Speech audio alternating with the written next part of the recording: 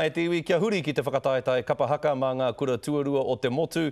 Heia pōpō pānui tia mai ai ko wai ngātoa. E whai ake nei ko te pūrongo a rapaira tāwhai. E whakaatu mai ana i ngā kapa i eke ki runga i te atamira i te ata nei.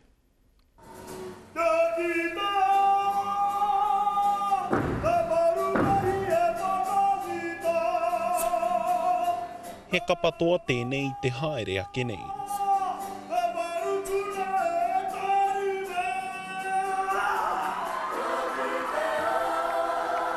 Mai i tōna uruna ki te whakataetae kua ekea te pirina ki nā taumata tike tike, nō rātau te maringa nui i nā whātau ki muri, nō rātau te turanga tuatoru i nā whakataetae i te tau 2010.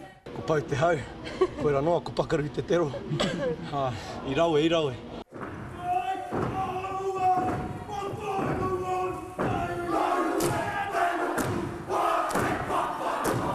Nō reira ko te pātai me pēhea tētahi kapa e eke ai ki taua i ke tana. E aua hoki me kaha noi ho te whakawai. Te te o mātou ki anga ko. Perfect practice makes perfect. Koina ta mātou. Ai, koera noi. Ngari ai, me noho hu Māori e ka tika.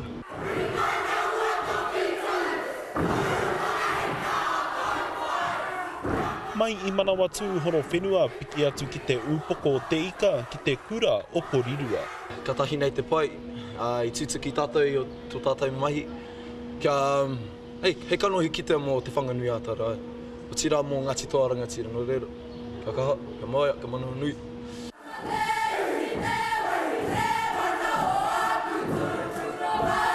Hoki mai ki te haukaina ki ngā uri o muri whenua a te rani aniwaniwa. I tutuki mātou tō mātou nei tīma i te mahi whakarira ki Wāhora.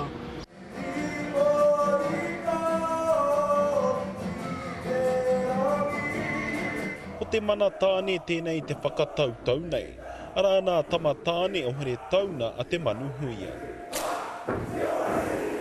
Yeah, I didn't expect our Ropu to make the nationals. This it's like a mean as buzz making it to nationals and actually performing. Boys, we got heaps of genius in the group.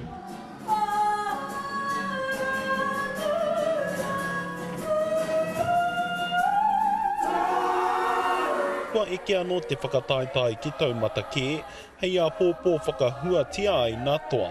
Rāpare tāwha i te karere. Nā, kia mōhio noa mai koutou, kei te whakataetai rā mātou o te karere, e whakapāho matawā ana ki a koutou a pōpō.